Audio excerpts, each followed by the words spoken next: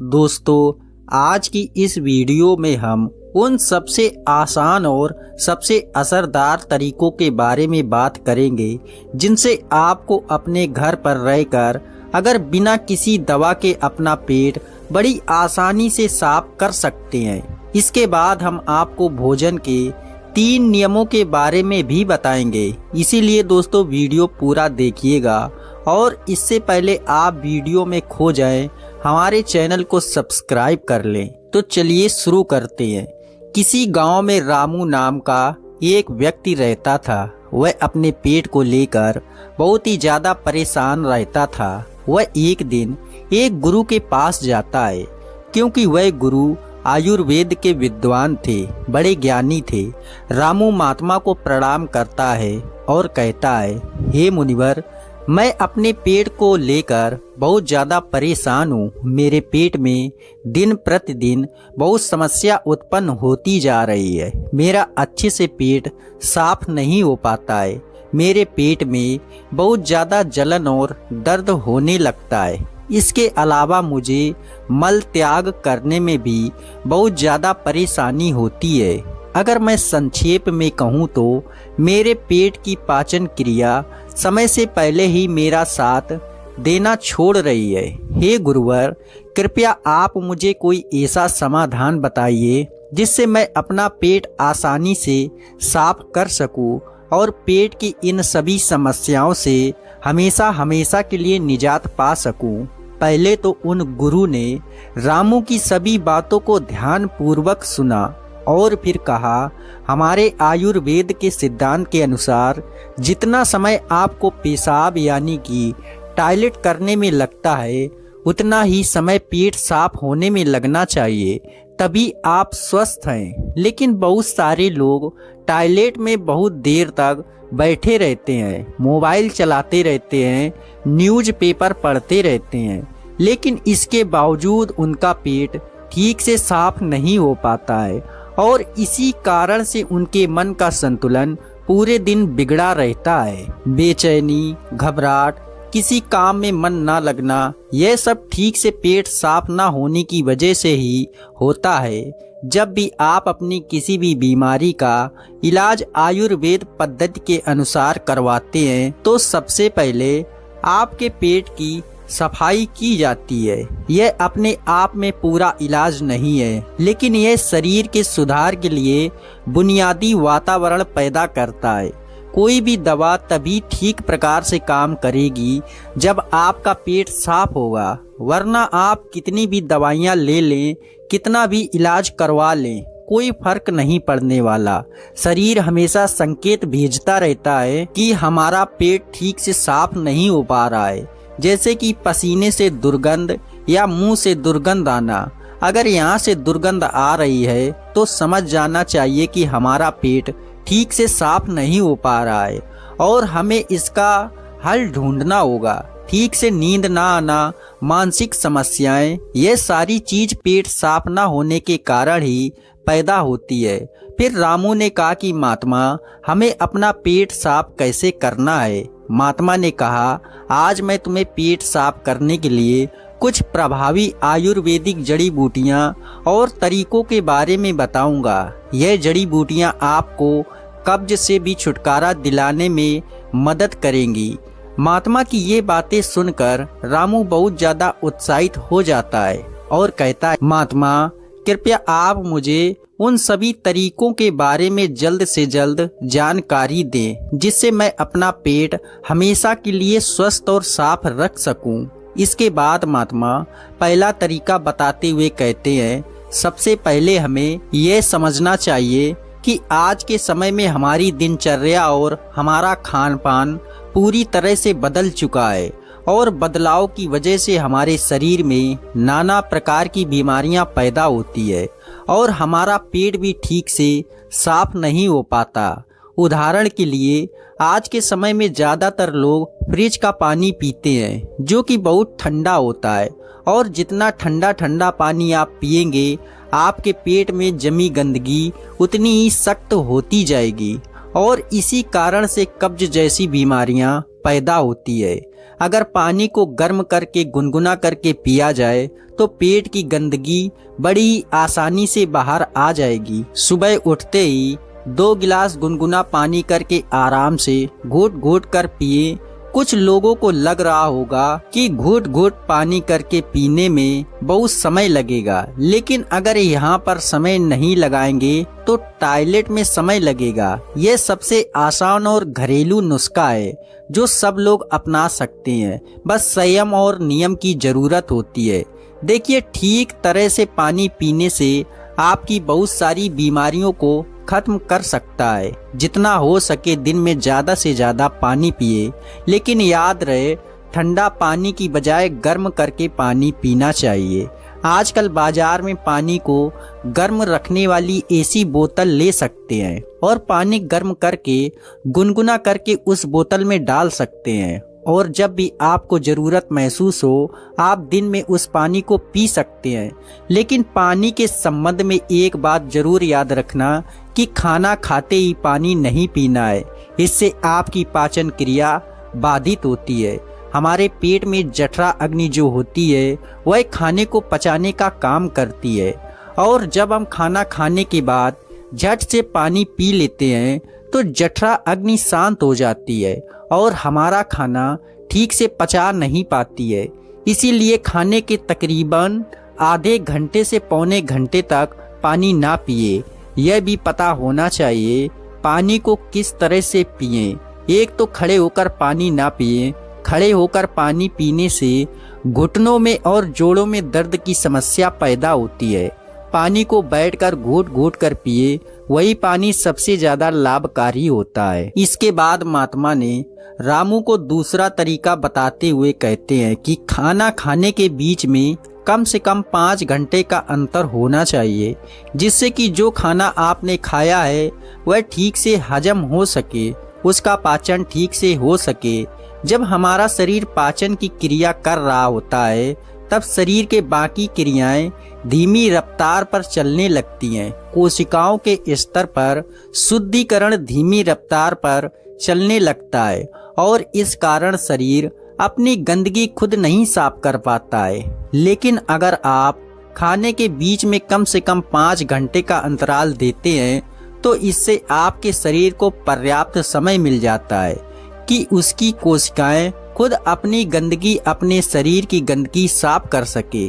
पश्चिमी भाषा में हम इसे इंटरमिटेंट फास्टिंग भी बोलते हैं, लेकिन इंटरमिटेंट फास्टिंग में लंबे समय तक भूखा रहना पड़ता है। उसको हम अर्थ उपवास भी बोल सकते हैं। अब महात्मा ने रामू को तीसरा तरीका बताते हुए कहते हैं कि अपने पेट को साफ करने के लिए हमें यह समझना होगा कि जो लार होती है वही हमारी खाने को पचाने का काम करती है। जितनी ज्यादा मात्रा में लार पैदा होगी उतनी ही आसानी से खाना पच जाएगा। कुछ लोगों का मुंह हमेशा सूखा सूखा रहता है, उसमें लार पैदा नहीं होती है, इसलिए उनका खाना ठीक से हजम नहीं हो पाता। इसके लिए जरूरी है कि हमारा शरीर सही मात्रा में लार पैदा करे। उसके लिए हमें ज़्यादा से ज़्यादा सलाद खाना चाहिए। सलाद खाने से लार पैदा होती है, उसमें फाइबर अधिक मात्रा में होते हैं, जिससे हमारा खाना आसानी से हजम हो जाता है। इसके अलावा खाना खाने के बाद कुछ मीठा खाया जा सकता है। जिन लोगों को शुगर या डायबिटीज नहीं है वह आसानी से मीठा खा सकते हैं और उस मीठा खाने के कारण उनके शरीर में लार पैदा होने लगती है, जिससे कि पाचन क्रिया आसान हो जाती है। अगर आप सलाद को खाना खाने से पहले खाते हैं तो वह ज़्यादा लाभकारी होता है। उससे आपकी भूख बढ़ती है और आपके शरीर में लार पैदा होनी शुरू हो जाती है। इसके बाद महात्मा ने रामू को चौथे तरीके में अपनी आहार नली को साफ रखने के बारे में बताया। उसको हम कैसे साफ रख सकते हैं। देखिए, आहार नली में से ही खाना हमारे पेट में जाता है। अगर आहार नली ठीक से साफ नहीं होगी तो ऐसे में हमारे खाने के साथ ऐसे कीटाणु हमारे पेट में पहुंचेंगे जो हमारे शरीर को नाना प्रकार से नुकसान पहुंचाएंगे। इसलिए जरूरी हो जाता है कि जो आहार नली है उसमें जो कीटाणु हैं उनकी ठीक से सफाई हो जाए। और इसके लिए सबसे ज़्यादा लाभकारी होता है नीम का पेड़। नीम एक ऐसा दिव्य पेड़ है जो भारत में बड़ी आसानी के साथ उपलब्ध हो जाता है, हर जगह मिल जाता है। नीम की पत्तियों को और हल्दी को पीसकर एक छोटी सी गोली बन जाती है, जो कुछ दिनों तक सुबह उठकर उस गोली को पानी के साथ सीधा निगल लिया जाए, जिससे कि आपकी आहार नली पूरी तरह से साफ हो जाएगी। हमेशा नहीं करना है, यह सिर्फ एक हफ्ते तक करें। एक हफ्ते में आपकी आहार नली पूरी तरह से साफ हो जाएगी। हर 3 महीने बाद इसको दोहराते रहें, जिससे कि आपकी आहार नली समय समय पर साफ होती रहे और आपके पेट में ऐसे कीटाणु कभी ना पहुंच पाएं जो आपकी पाचन क्रिया को बाधित करते हैं। महात्मा ने 5वां और आखिरी तरीका बताते हुए कहा, रामू, यह तरीका उन लोगों के लिए है जिन्हें ज्यादातर समय कब्ज की समस्या रहती है। जिन लोगों को लंबे समय से कब्ज की समस्या है, वह अरंडी के तेल का इस्तेमाल करें। रात में सोने से पहले 1 गिलास दूध के अंदर आधा चम्मच गुनगुना अरंडी का तेल मिलाकर पिए। 1 हफ्ते पीने के बाद पुरानी से पुरानी कब्ज भी ठीक हो जाती है। यह अरंडी का तेल दूध में गुनगुना करके ही मिलाएं और सिर्फ आधा चम्मच मिलानी है। सोने से पहले पीना है। इससे क्या होगा, आपकी आंतों के आसपास एक चिकनाई की परत बन जाएगी, एक कवच बन जाएगा, जिसके कारण से आपके आंतों में खाना नहीं चिपकेगा। देसी अरंडी का तेल लें। पैकिंग में जो तेल आता है, जो अंग्रेजी होता है, वह उतना लाभकारी नहीं होता है। किसी भी पंसारी के यहाँ जाएं, देसी तेल लें। एक तो वह सस्ता भी होगा और दूसरा वह लाभकारी भी ज़्यादा होगा। इसके अलावा सोने से पहले त्रिफला का भी सेवन किया जा सकता है। हर्रा, बायरा और आंवला, ये 3 ऐसे जादुई फल हैं जिनसे मिलकर त्रिफला बनता है। इन तीनों की अलग अलग खूबियां हैं। अगर ये तीनों एक साथ मिला दिए जाएं तो उनकी दिव्यता, उनके गुण और भी ज्यादा बढ़ जाते हैं। रात को सोने से पहले गुनगुने पानी में आधा चम्मच त्रिफला का सेवन किया जाए तो शरीर की सारी गंदगी बड़ी ही आसानी से साफ हो जाएगी। कोई प्रयास नहीं करना पड़ेगा, कोई जोर जबरदस्ती करने की आवश्यकता ही नहीं रहेगी। तो यह कुछ आसान से घरेलू उपाय थे जिनको अपनाकर कोई भी अपने शरीर को स्वस्थ रख सकता है, अपने पेट की ठीक से सफाई कर सकता है। पेट साफ करने के बाद महात्मा ने रामू से कहा, रामू, अब मैं तुम्हें भोजन के उन 3 नियमों के बारे में बताने जा रहा हूँ, जिसे अपनाने पर पेट से संबंधित कोई भी बीमारी नहीं होगी, क्योंकि पेट में होने वाली बीमारियां हमारे खान पान पर निर्भर करती हैं। महात्मा ने पहला नियम बताते हुए शुरू किया कि अपने आहार में 40 से 50% सजीव भोजन शामिल करें, चाहे वह फल हो, हरी सब्जियां हो, सूखे हुए हो या अंकुरित अनाज हो। कुल मिलाकर इसे पकाया नहीं जाना चाहिए। ज्यादातर लोग मृत भोजन खाते हैं और फिर स्वस्थ रहने की उम्मीद करते हैं। मृत भोजन खाने का मतलब है कि हम किसी मृत चीज से जीव निकाल रहे हैं, इसलिए इसमें कुछ लगेगा नहीं। हमारे शरीर से ऊर्जा निकलती है तो यह हमें ऊर्जा देती है।